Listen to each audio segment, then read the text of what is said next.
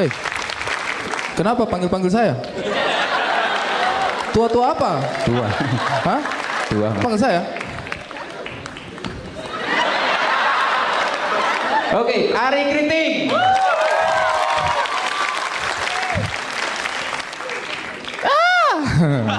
Assalamualaikum warahmatullahi wabarakatuh.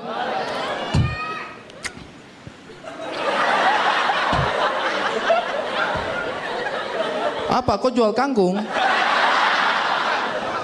Saya punya kampus itu Institut Teknologi Nasional Malang. Saya ambil jurusan planologi, merencanakan kota. Padahal merencanakan masa depan saja masih susah ya.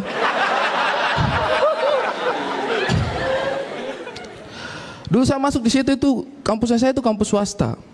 Dulu saya masuk di situ itu karena saya tidak lulus di kampus negeri. Aduh, saya sedih sekali. Saya itu cita-cita tinggi ingin masuk di kampus negeri, tapi tidak lulus. Karena tidak lulus tes. IQ juga tidak mencukupi katanya. Buta huruf. Akhirnya saya masuk kampus swasta. Tapi setelah saya masuk di kampusnya saya ini, saya merasa bangga dengan kampusnya saya. Karena ternyata kampusnya saya ini jauh lebih canggih daripada kampusnya dia, negeri-negeri ini. Serius. Buktinya apa? Kampus negeri, itu mereka kasih masuk mahasiswa, itu harus yang lulus tes. IQ-nya mencukupi. Terus masuk ke kampus itu. Digodok, kemudian keluarannya menjadi orang pintar. Anehnya di mana? Kan yang masuk orang pintar, keluarnya jadi orang pintar. Ini kampus tidak canggih. Ini ibaratnya mesin. Kampus yang satu ini, dia itu ibaratnya mesin, dia itu bahan bakunya tebu. Terus diproduksi sedemikian rupa, keluarnya jadi gula, manis. Biasa saja lah. Kan tebu memang sudah manis. Kalau kampusnya saya, ini yang masuk ubi kayu, kayu jati, akar bahar, kasuari masuk. Diproses sedemikian rupa keluar jadi gula, manis, lebih canggih.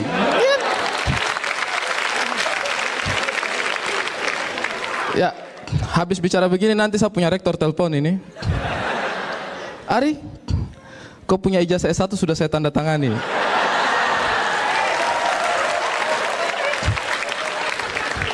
Jadi lebih canggih mana? Kampusnya dia atau kampusnya saya?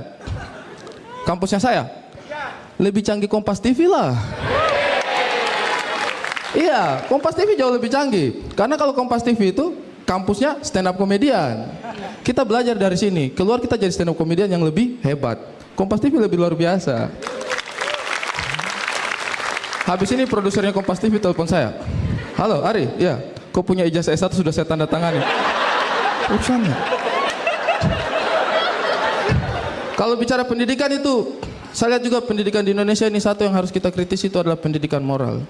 Ini moral bangsa ini semakin menurun ya, semakin rusak. Saya lihat itu karena memang pendidikan moralnya itu banyak yang suka salah sasaran.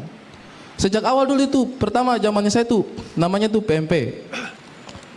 Tahu kan PMP? Masa saya tua sendiri di sini?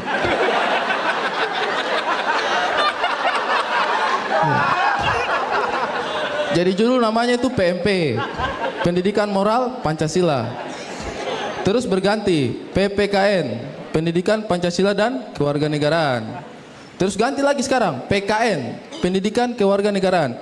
Mungkin tahun depan tuh mau ganti PK, penjahat sekalian. Iya kan?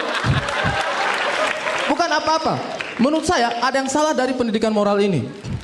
Dari sekian ini saya pribadi rasakan sendiri. Dari sekian banyak pendidikan moral yang diterapkan di situ, ada satu poin yang sampai sekarang itu membekas dalam ingatannya saya. Dan setiap tahun itu ada dalam pendidikan moral, yaitu bagaimana menjadi anak baik, kriteria anak baik. Di situ banyak dipaparkan, menabung, membantu orang tua, membantu orang tua mencuri motor, pokoknya seperti itu. Dari sekian banyak kriteria itu, yang paling membekas dalam pikiran saya itu adalah kriteria anak baik itu membantu menyeberangkan nenek-nenek. Itu setiap tahun ada, membantu menyeberangkan nenek-nenek. Sekarang saya tanya di antara kalian di sini, seumur hidupnya kalian waktu masih anak-anak, pernah kalian menyeberangkan nenek-nenek? Karena saya juga tidak pernah. Dan gara-gara statement ini, saya tuh merasa gagal menjadi anak baik. Men, seumur saya masih anak-anak, saya tidak pernah menyeberangkan nenek-nenek. Itu kegagalan terbesarnya saya ini. Dan juga kenapa di situ harus ditulis nenek-nenek? Misalnya yang mau menyeberang ini ya. Misalnya yang mau menyeberang itu adalah ibu hamil. Dia bawa belanjaan banyak, terus dia mau menyeberang. Nah, bisa bantu menyeberangkan ibu? Hah? Apa? Menyeberang? Ibu itu belum terlalu tua. Di buku ditulis menyeberangkan nenek-nenek. Ibu tahu kan definisi nenek-nenek?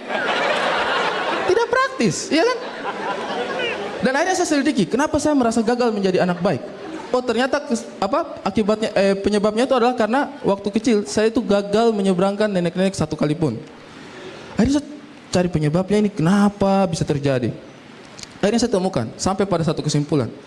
Ternyata kita gagal menjadi anak baik berdasarkan teori dari buku PPKN tadi ini.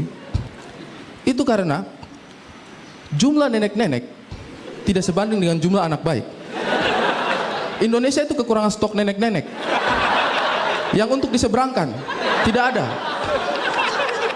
Jadi saya ini memutuskan untuk bisa mendedikasikan hidup saya untuk membuat anak Indonesia menjadi lebih baik. Jadi di masa tua saya nanti setiap hari saya akan berdiri di pinggir jalan. Sari Kriting, selamat malam. Oke, saya panggilkan lagi teman-teman saya tadi yang sudah hadir. Ada Gilang Baskara, tepuk tangan untuk Gilang Baskara. Ada Pulung Siswantara, keren ya. Karena kita mahasiswa dan para dosen. Asik. Jadi mahasiswa tuh nggak enak ya nggak? Apalagi harus bikin tugas, udah tua gini masih harus bikin tugas. Apalagi saya. Kenapa? Saya ini sudah paling tua di kampus. Saya kalau bikin tugas kelompok itu harus satu kelompok sama yang dari panti jompo. Kenapa sih mahasiswa selalu mengeluh membuat tugas? Kalian nggak tahu susahnya, pura-pura koreksi dan pura-pura kasih nilai. Nggak tahu dia bilang dia pura-pura ngoreksi. Mahasiswa kan juga pura-pura ngerjain. Ya nggak? Kita kan tinggal copy paste dari internet. Iya, tinggal copy paste gigi. Tapi betul, kita kan tinggal copy paste, gampang kan? Ctrl C, Ctrl V. Kita juga gampang, tinggal nama sama name kalian, kontrol alt del. Oke, terima kasih semuanya.